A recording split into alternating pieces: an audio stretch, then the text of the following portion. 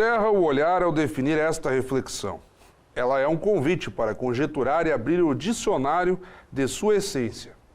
E dentro deste mundo particular, não temas o verbo amar.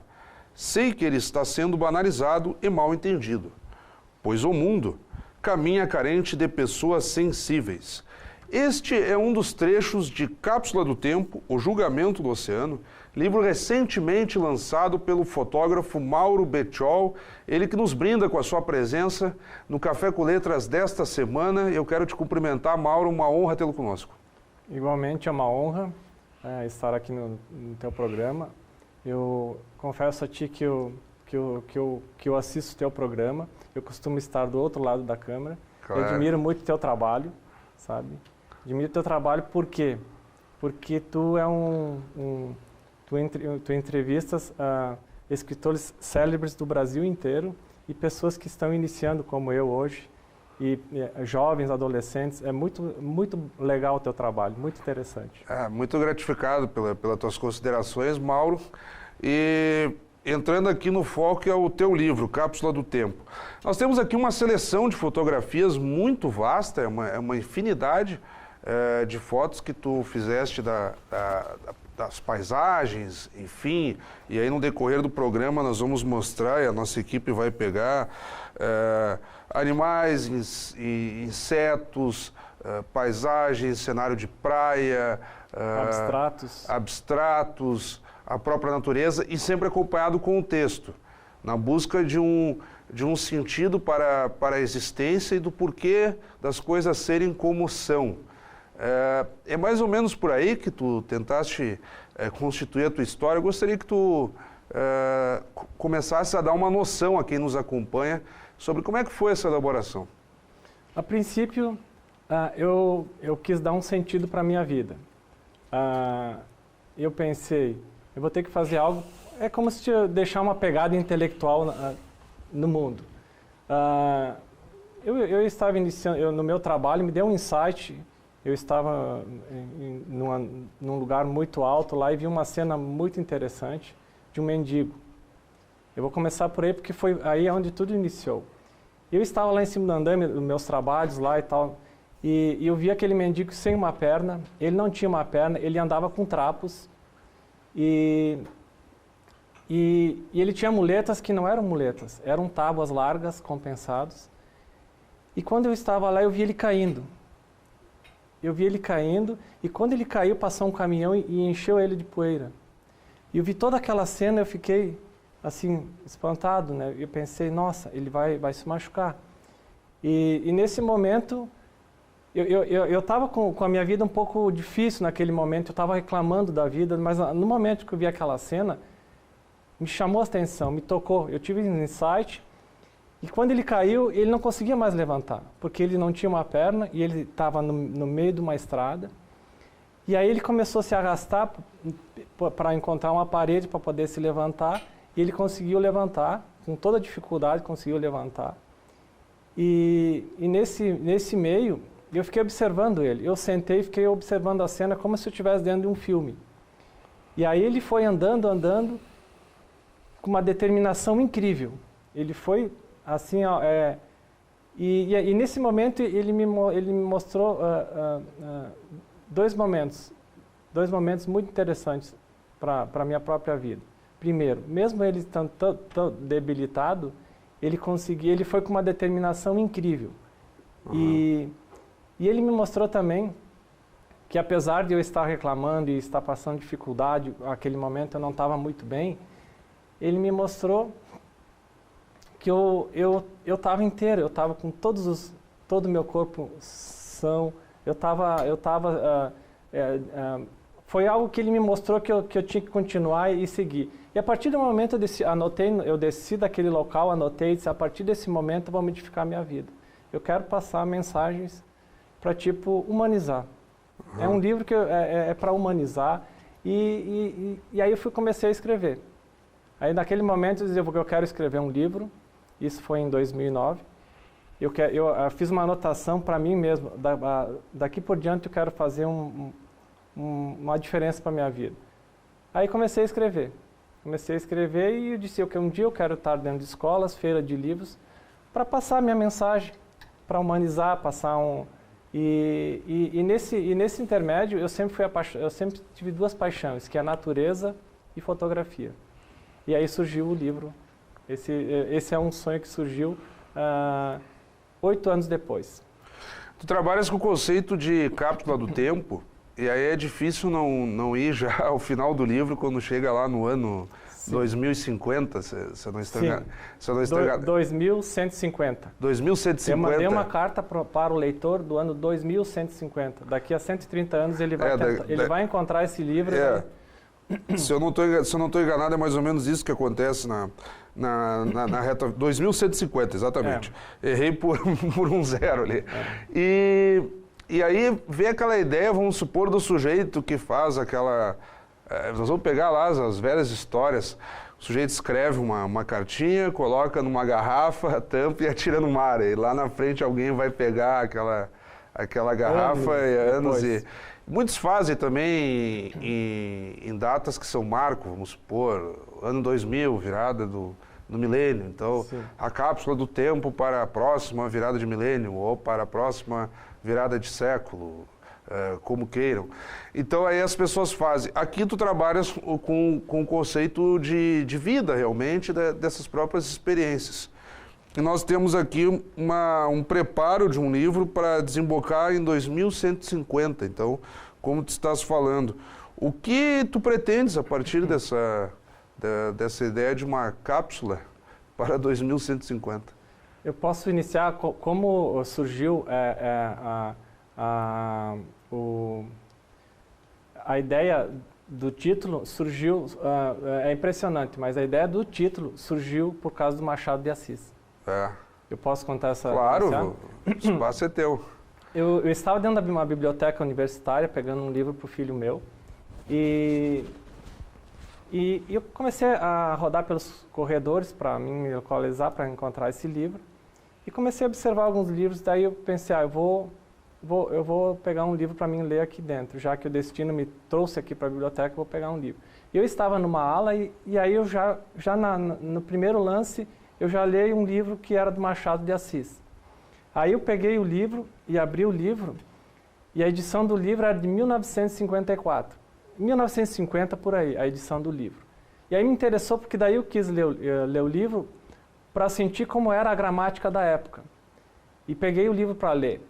E no momento, então, depois que eu estava lendo o livro em casa, eu comecei a ler e eu me senti em 3 tempos. Eu me senti no século XIX, quando o Machado de Assis estava escrevendo, no século XX, quando o livro foi editado, e eu estava no século XXI lendo o livro. E nesse momento, eu quando estava lendo, eu me coloquei no lugar de Machado de Assis. Eu me coloquei naquela escrivaninha dele, escrevendo com aquela pena, e pensando assim, ele pensando assim, será que o Mauro e o Fábio, no século XXI, vai estar me lendo? Eu me coloquei no lugar dele, assim, como pensando, será que eu vou conseguir fazer a minha história e deixar minha mensagem para o futuro? Então, por esse insight que eu tive aí, me deu a ideia de elaborar um livro também, como se fosse deixar uma pegada minha também para o leitor do futuro. Eu gostaria, nesse momento que tu vais escrevendo, eu estou aqui folhando o livro, eu vou pedir que a nossa equipe vá pegando. Nós temos aqui numa das primeiras imagens fungos liquenizados, aí é o princípio lá, a parte mais remota. A folha com o foco aqui numa gotinha d'água que escorre, aí tu colocas uma legenda aqui, o sinônimo incondicional de felicidade genuinamente é o amor. E por aí vai, aqui tu encontraste o desenho do rosto de uma coruja na casca de uma árvore, fungos liquenizados de novo, agora aqui folhando de forma mais apressada, na espuma do oceano, aqui desenhos que surgem, até o alfabeto oceânico a partir da espuma no mar aqui. A formação de letras, evidentemente. Pois aqui paisagens mais abertas. Por aí afora, agora os animais, a abelha, pássaros praticamente se beijando aqui, um bico com o outro, né, se bicando, mas pode ser interpretado como um beijo aqui também, e por aí afora. Agora aqui, a pneumonia da atmosfera, que é o conceito, digamos assim, mais negativo, que apesar de todas essas belezas, há interferência do homem e que atinge diretamente essa riqueza natural que são a fauna e a flora, né? Sim. Iniciando ali pelos abstratos, que eu tiro de uma casca de árvore, eu consigo ver uma coruja. Nesse ponto, no livro, eu quero demonstrar para o leitor que nós temos que tentar ver diferente o mundo. Por exemplo, eu estou vendo na fotografia um mundo diferente. Uhum. Mas, enfim, em qualquer profissão e condição social, a gente pode tentar ver diferente. Porque quando a gente vê diferente, a gente pode fazer diferença para o mundo. A gente pode melhorar o mundo com alguma coisa que a gente está encontrando. E nessas fotografias, eu estou tentando ver diferente e no livro eu tento passar essa mensagem. Porque, por exemplo, se você está numa empresa, trabalhando numa empresa, e você tenta fazer diferente, o teu chefe, o empresário, ele vai ver você. Ele vai começar a ver você. A empresa pode até se beneficiar com... Então, no livro eu tento passar essa mensagem para nós tentarmos ver um mundo diferente. E a parte dessa agressão que o homem faz à natureza. Sim. Então, a propósito, nós temos uma... Enquanto tu vai falando, eu peço que peguem aqui também. Nós temos aqui bichos mortos, inclusive. Sim. Peixe morto, aqui a baleia e por aí afora.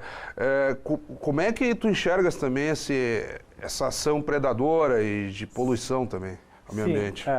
Na realidade, eu tento sempre passar amor, felicidade no meu caminho, nas minhas conversas, nas minhas palestras, nas minhas exposições. Eu tento sempre passar o amor.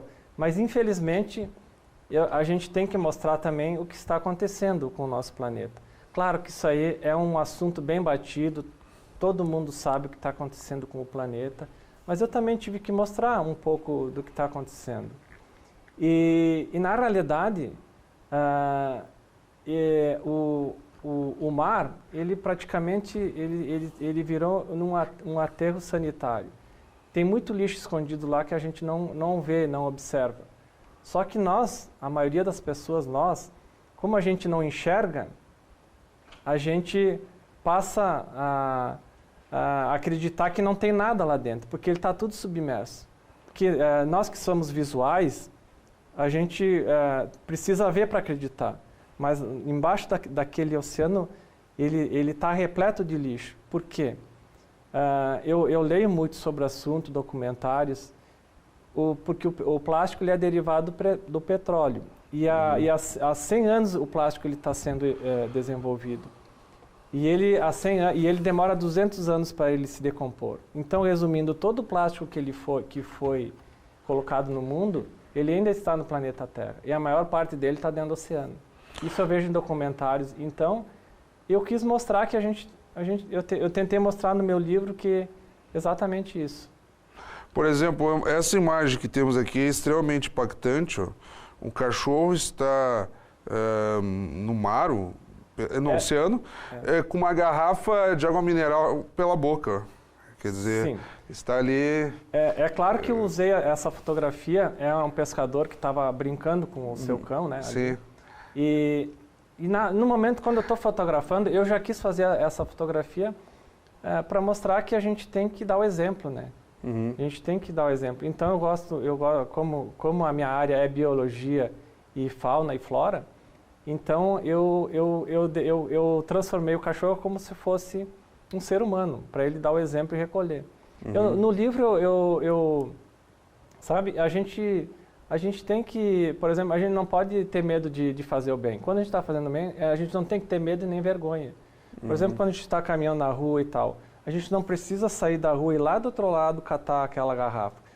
Mas se tem o container uns 3 metros na frente e tem uma garrafa ali, É claro que eu pego aquela garrafa e coloco lá no container, eu não vou dar um chute para um lado. Então a gente não precisa ser o grande exemplo, mas fazer o mínimo possível. No livro também eu passo, sabe? E o mais interessante disso é que quando você está fazendo isso, quando tem alguém te observando, você está dando exemplo para ele. Mas o mais interessante mesmo é para a gente mesmo, a gente se sente bem fazendo bem, sabe? E a propósito disso, o teu livro também tem uma apresentação do conhecido Frei Jaime Bétega, também trabalhando o sentido da vida e da própria cápsula do tempo, que é o teu foco principal. O que tu esperas que daqui, nós não estaremos, evidentemente, para acompanharmos quando essa cápsula do tempo for aberta de forma alegórica, como tu pretendes aqui no livro, lá em 2150, encontraremos que mundo? Essas belezas naturais aqui que nós mostramos em algumas das imagens que estão no teu livro, elas ainda serão uma realidade, uma característica do nosso tempo, ou a degradação será algo mais predominante? O que tu esperas para 2150? Ó, se dependesse de mim, todas essas fotos que estão aí, eu gostaria que estivessem lá no futuro. Uhum. E com relação ao Frei Jaime Bétega, para mim, ele é um ídolo para mim. Por quê? Porque além de toda a cultura que ele tem, a inteligência que ele tem algo extraordinário dentro dele, que é a humildade e a simplicidade. E eu acredito que através do exemplo dele, a gente consegue alcançar qualquer nível social. A gente consegue conversar com pessoas com grande intelectualidade, a gente consegue conversar com pessoas de rua, a gente consegue atingir todos os níveis e todas as pessoas. E com relação ao livro também, aí eu me inspirei, na realidade eu acho que eu não quero me comparar a ele, porque ele é um grande ser, mas eu sou assim como ele. Eu tento ser simples, humilde, eu gosto de fazer, eu tenho feito algo bem interessante, e eu já tenho gente que está se inspirando no que eu fiz. Quando um mendigo, por exemplo, ele vem me pedir dinheiro, eu faço algo bem interessante, eu tento colocar ele no mesmo nível que eu estou, porque eu estou bem arrumado e tal, assim. E ele vem me pedir dinheiro e aí eu disse assim, aí eu converso com ele e pergunto sobre a vida dele, questiono ele, para ele se colocar, porque todo cara que está pedindo, mesmo ele sendo mendigo, ele tem que humildade, é uma humilhação. Então eu tento colocar ele um pouquinho acima. Eu quero te questionar outro fator. Essas imagens que tu produziste, e aqui ao final do livro há um detalhamento das exposições para as quais tu levaste fotos. Desde 2011 tu vens participando de exposições, agora culminando com o livro. Essas imagens foram feitas onde? Claro, predominantemente em Caxias do Sul, mas que outros lugares também foram utilizados como objeto para termos as fotos até aqui? Porque na exibição ali, quando a equipe mostrava, nós tínhamos muitos cenários de praia, né? O mar, a espuma e tal. Então, por onde tu passaste para registrar todas essas imagens? Olha, o mais incrível é que todo mundo acha que eu vou em grandes florestas para fotografar certos momentos ali. Mas o mais interessante é que a gente consegue fotografar toda essa fauna aí dentro das próprias cidades e das grandes cidades. Porque nós estamos acostumados na rotina e a gente pega o nosso caminho e vai do trabalho até em casa e é onde a gente tem que ir. Mas quando você sai um pouquinho da rotina, se você começar a observar, numa pequena folha você consegue enxergar um mundo maravilhoso. Os macros das folhas, o que acontece no mundo. E eu tenho feito fotos, a maior parte é na região, mas em Santa Catarina até em Goiás. O mais interessante é que em Goiás eu fotografei 2 araras ali e eu não gosto de fotografar nada em cativeiro, tudo que é livre. E é mais de 40 ou 50 araras voando, então isso é legal. Eu não gosto de fotografar nada que esteja em cativeiro. E o mais interessante do mar, que você chamou que tem muitas fotos do mar. Eu fiz uma analogia do planeta Terra e essa analogia ela tem uma igualdade imensa com relação ao ser humano. A partir do momento que eu encontrei o coração da Terra, eu consegui encontrar todas as vias do ser humano. Consegui encontrar o pulmão, as veias, as artérias, os anticorpos. Sim, tu fazes comparações. Analogia. Inclusive, num dos quadros do livro, há a ligação entre cada parte da natureza e o órgão correspondente no ser humano, né? Sim, exatamente isso. E a partir do coração, eu descobri que o coração, exatamente, isso tudo eu não vi em documentários, em internet, nada. Eu tentei não me influenciar muito com o fator externo lá, para mim fazer algo particular meu. Então, a partir do coração, eu consegui encontrar todas as vezes. E o coração, realmente, do planeta Terra, é o oceano, já que tu me perguntaste o oceano. Porque o oceano, ele pulsa. Intensamente ele pulsa. E graças aos oceanos, o planeta sobrevive. E tem todas as veias. As veias são os rios que entram no coração. E as artérias são as vias que saem do nosso coração. Então, as artérias é a evaporação e os rios aéreos, que são as nuvens, que retorna tudo e lubrifica. Né? E os anticorpos, nós temos anticorpos que nos protegem, e a Terra também tem, que são os fitoplânctons e as florestas. Então, sob minha analogia, o planeta Terra ele é um grande ser vivo e bem similar ao corpo do ser humano. Nós estamos um pouco avançado no tempo. Eu vou chamar, então, como sempre fizemos no Café com Letras, o espaço das dicas do autor. Roda a vinheta aí.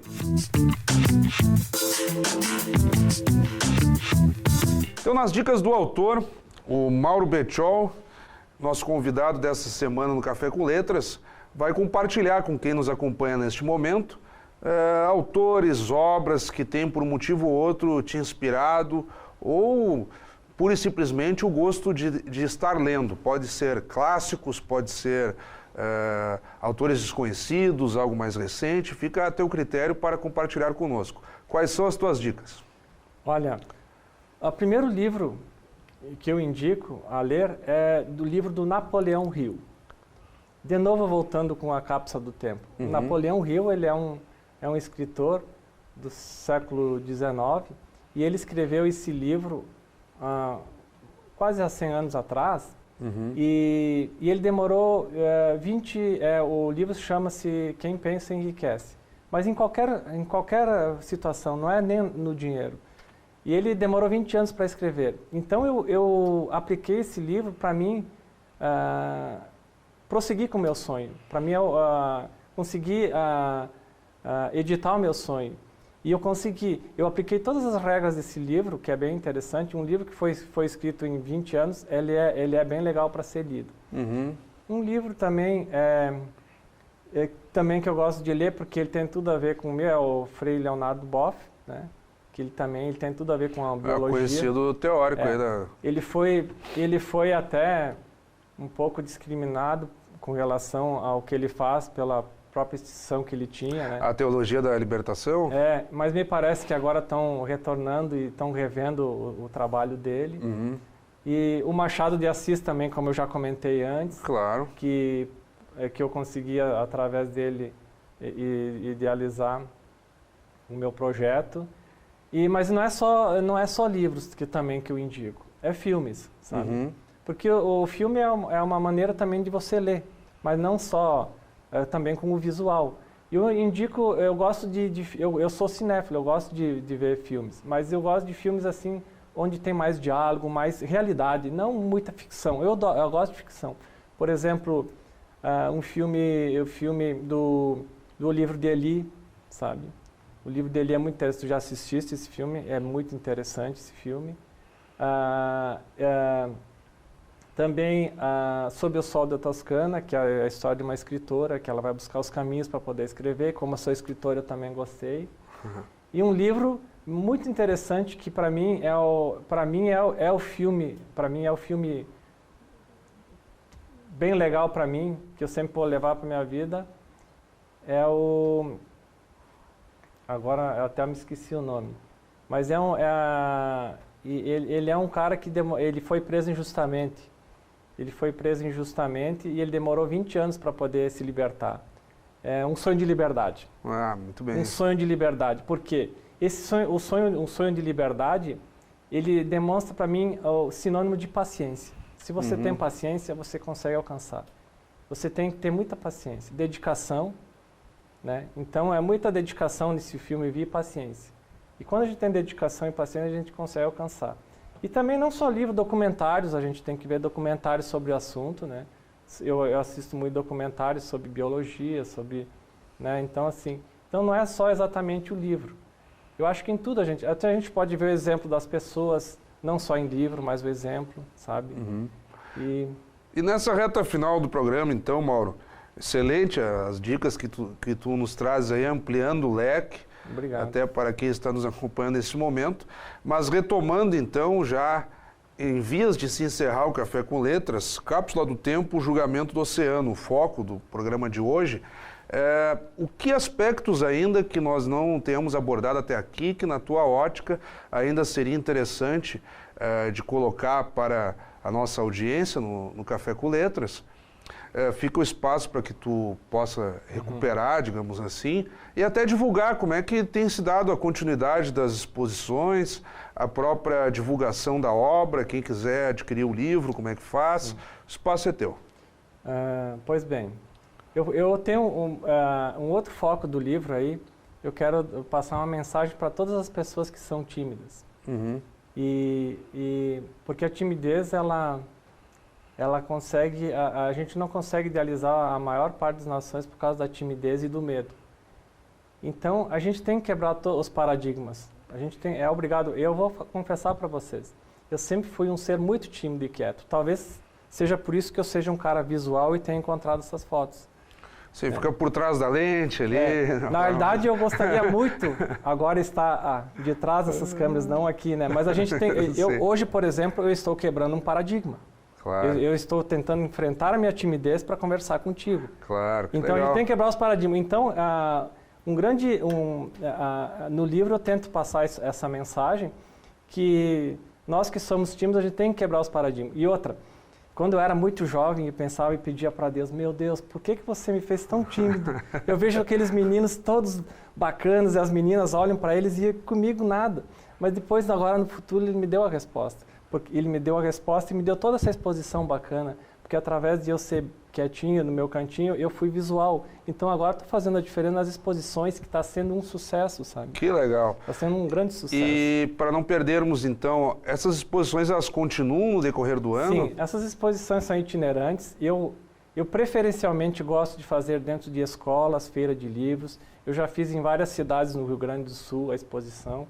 Estou sempre dentro das escolas, daí dentro de uma escola, em 3 dias eu mostro o meu trabalho para 1.500 crianças. Isso é muito interessante, é muito rápido. Despertar o gosto da fotografia desde cedo também é interessante, não quer dizer que a criança vai ser um fotógrafo profissional, uma fotógrafa, mas enfim, pelo menos toma o gosto e a imagem é uma cultura, né? E eu estou despertando o olhar para a criança, para ela começar a enxergar a natureza diferente. Através dos meus abstratos, eu já tenho recebido nos meios sociais muitos elogios. Bah, Mauro, quando eu vejo essa imagem eu lembro de ti, mas na realidade quando eu estou fazendo isso aí, eu não quero que ele veja a fotografia, eu quero que ele veja o meio ambiente. E o mais importante de tudo isso, que a minha exposição é apenas uma armadilha, sabe? Assim, para focalizar a melhor das naturezas, que é o ser humano. E o livro está disponível onde? O livro, a princípio, eu estou lançando há pouco tempo, que eu lancei há uns dias atrás. Aí, sim. E na Feira do Livro, eu vou lançar na Feira do Livro, eu só ainda não sei exatamente quais são as livrarias. Sim, ainda vai sair a programação. Vai sair a programação, ainda. Mas na Feira do Livro, eu vou estar na Feira do Livro lá, atendendo e autografando. E ali eu vou dizer, dentro desse livro aí, vocês vão encontrar imagens que no mundo inteiro vocês não vão encontrar. Como o Fábio mostrou, entregou algumas aí, foi bem legal, mas é só um aperitivo do que tem ali dentro. Uma provocação, digamos assim. Mas tem imagens que você não vai encontrar em lugar no mundo, porque é bem pessoal mesmo as minhas fotografias. Então, Mauro, quero te cumprimentar, foi um privilégio poder conversar contigo. Muito obrigado. Agradeço também, foi um grande privilégio. Então, acabamos de conversar com Mauro Bettiol, o autor desta edição do Café com Letras, na qual tratamos de Cápsula do Tempo, Julgamento do Oceano, o último livro de Mauro Bettiol. E como sempre, também convidamos a todos que continuem acompanhando a nossa programação. Até o nosso próximo encontro.